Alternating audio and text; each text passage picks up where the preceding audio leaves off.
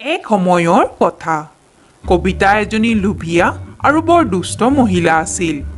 তাইৰ দুজন পুত্ৰ আছিল, এজন নিজ পুত্ৰ আৰু আনজন সতীয়া। নিজ পুত্ৰৰ নাম আছিল বিমল আৰু সতীয়া পুত্ৰৰ নাম আছিল কমল। কবিতাই নিজৰ দুই পুত্ৰৰ মাজত বৰ ভেদভাৱ কৰিছিল। তাই কেৱল নিজ পুত্ৰ বিমলকহে নিজৰ বুলিছিল, কিন্তু কবিতাৰ গিৰিয়েকৰ মৃত্যুৰ পৰত দুয়ো পুত্ৰকে সমান সমান সম্পত্তি দি থৈ গৈছিল। সেইবাবে তাই অনিচ্ছা সত্ত্বেও কমলকো নিজৰ লগত ৰাখিবলগীয়া হৈছিল। এদিন দুয়োজন ল'ৰা কলেজৰ পৰা আহিল। মা, আমি পিকনিকলৈ যাম। মোক 500 টকা লাগিব। মা ময়ো যাম, মোকো 500 টকা লাগিব। কি অ' কমল, তোমাক কিয় 500 টকা লাগে? তুমি ডাঙৰ হৈ যেতিয়া উপাৰ্জন কৰিবা তেতিয়া ঘূৰা ফুৰা কৰিবা। এতিয়া বিমলকে যাব দিয়া। কমলে মন মাৰি নিজৰ কোঠালৈ গুচি গ'ল। তুমি ভালেই কৰিলা মা, সিক পিকনিকলৈ যাবলৈ মানা কৰি দিলা। সি সদায় মোতকৈ পঢ়াত আগবাঢ়ি থাকে। সকলোৱে কলেজত কেৱল সিৰে গুণ গাই থাকে। মোৰ বৰ খং উঠে। একো নহয় মোৰ সোণ, তুমিতো মোৰ আলসৰ লাৰু। তুমি যলৈ যাব খুজিছা যোৱাগৈ, এতিয়াই তোমাক 500 টকা দি আছো। এনেকৈ কৈ কবিতাই বেগৰ পৰা 500 টকাৰ এখন নোট উলিয়াই বিমলক দিলে। মা, তুমি ইমান ভাল। মোৰ মৰমৰ ধন, যোৱা পিকনিকত ভালকে ফূৰ্তি কৰাগৈ। কমলে মনে মনে কোঠাৰ পৰা এইবোৰ দেখিলে আৰু সি বৰ দুখ পালে। মায়ে বাৰু মোৰ সৈতে এনে কিয় কৰে? মাকচোন ময়ো ভাল পাওঁ, কিন্তু তেওঁ বাৰু মোক ইমান বেয়া কিয় পায়? এয়া ভাবি কমলে মনে মনে কান্দিবলৈ ধৰিলে। পিছদিনা বিমল আৰু কমলৰ ককাক সিহঁতৰ ঘৰলৈ আহিল। কেনে আছা বোপা বিমল, কমল? ভালে আছো দিয়ক ককা, আপোনাক অহা দেখি বৰ ভাল লাগিছে। বহুত ভাল হৈছে ককা। আৰু বোৱাৰী তুমি? ময়ো ভালে আছো দেউতা, আপুনি ইয়ালৈ হঠাতে যে?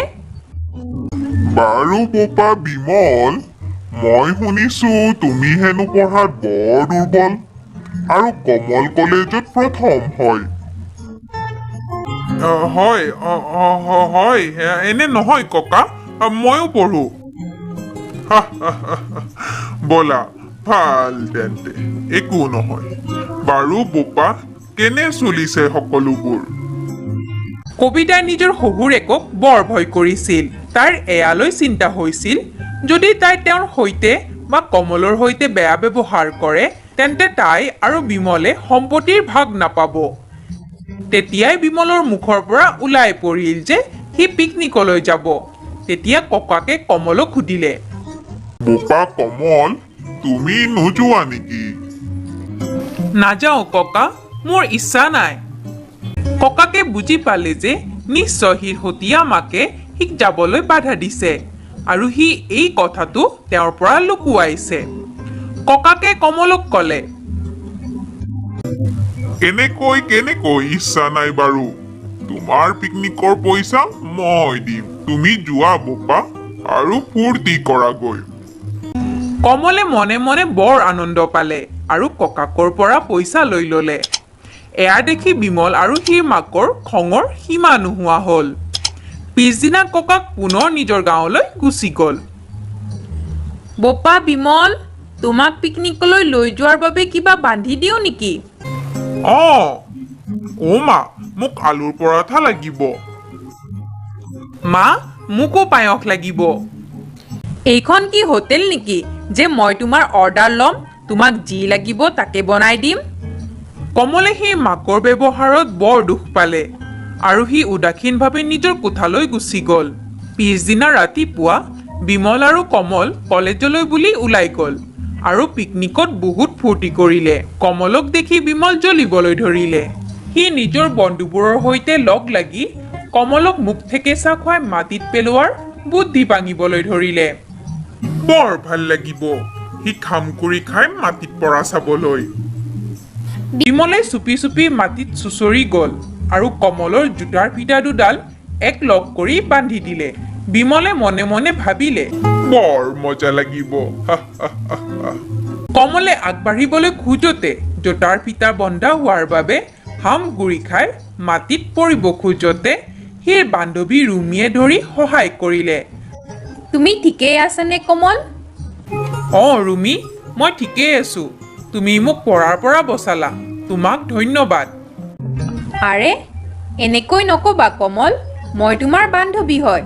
তোমাক বিপদৰ পৰা বচোৱা মোৰ কৰ্তব্য। নাজানো কোনে বা এনে কাম কৰিলে। আৰে যা, এই ৰুমিও মানে কমলক হামকুৰি খাই পৰা দেখাৰ হেঁপাহ চুৰমাৰ কৰি পেলালে। সকলোৱে পিকনিকৰ পৰা উভতি আহি নিজৰ নিজৰ ঘৰলৈ গুচি আহিলে। পিছদিনা সকলোবোৰ কলেজলৈ পুনৰ আহিলে আৰু কমলে ৰুমিক ক'লে, ৰুমি, কালি তুমি মোক নবচোৱা হ'লে আজি মোৰ নাক কাণ ভাঙি থাকিল হয়। নহয় কমল, তোমাক পৰম ঈশ্বৰেই বচাব বিচাৰিছিল আৰু তেওঁ মোক পঠাই দিলে তোমাক বচাবলৈ। ৰুমি আৰু কমল ভাল বন্ধু হৈ পৰিল। সময় পাৰ হ'বলৈ ধৰিলে। কমলে ৰুমিক বিয়া পাতি ল'লে। বিয়াৰ পিছত তাইৰ শাহুৱেকে তাইক শাস্তি দিবলৈ চিন্তা কৰিবলৈ ধৰিলে। ৰুমি, অ' ৰুমি মহাৰাণী, ঘৰৰ কাম কোনে কৰিব? তুমি যদি এনেকৈ মহাৰাণীৰ দৰে আৰামেই কৰি থাকা। অঁ মা, আহিছোঁ ৰ'বক। মোৰ ভাগ্যই বেয়া যে মই ইমান এলেহুৱা বোৱাৰী পালোঁ আৰু পুত্ৰও অকমন্য।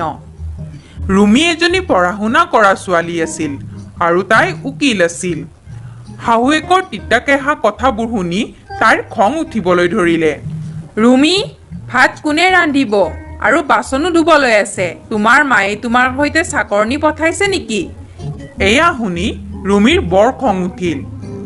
মা, আপুনি কেৱল মাত্ৰ মোক কথাই শুনাই থাকে। তুমি মোক উত্তৰ দি আছা?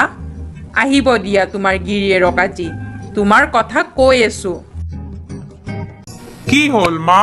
কিহৰ কাজিয়া হৈ আছে আপোনালোকৰ মাজত? ভালেই হ'ল তুমি আহি পালা। চাচোন তোমাৰ কইনাই কেনেকৈ মোক উত্তৰ দি আছে। কিয় ৰুমি, তুমি মাক কিয় উত্তৰ দি আছা? আপুনি এইবোৰৰ পৰা আঁতৰি থাকক। আপুনি জানেইচোন আপোনাৰ মায়ে কিমান অত্যাচাৰ কৰে, আপোনাৰ ওপৰতো আৰু মোৰ ওপৰতো। মই কোনো অশিক্ষিত ছোৱালী নহয় যে মই এওঁৰ এই কথাবোৰ শুনি থাকিম। মই এজনী উকিল। মই ইচ্ছা কৰিলে এওঁৰ ওপৰত যৌতুকৰ কেছ কৰি দিব পাৰোঁ। কমলে বুজি পাইছিল যে সেই মাকক এই শিক্ষা দিয়াটো বৰ দৰকাৰ আছিল। আপোনালোক শাহু বোৱাৰী কাজিয়াৰ মাজত মই নামাতো দেই। বৰ ভাল কথা। সি মনে মনে নিজৰ কোঠালৈ গুচি গ'ল। মা, আজিৰ পৰা ঘৰৰ কাম মই নকৰোঁ, আপুনি আৰু বিমলে কৰিব। কবিতাই ভয় খাই নিজৰ পুতেকক ক'লে, ব'লা বিমল, ৰ'দটো বৰ টানকৈ দিছে।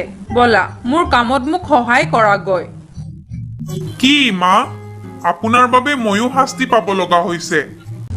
কবিতাই কাম কৰি কৰি ভাগৰি পৰিলে আৰু গোটেই কাম শেষ কৰি বিচনাত বাগৰি শুই পৰিল।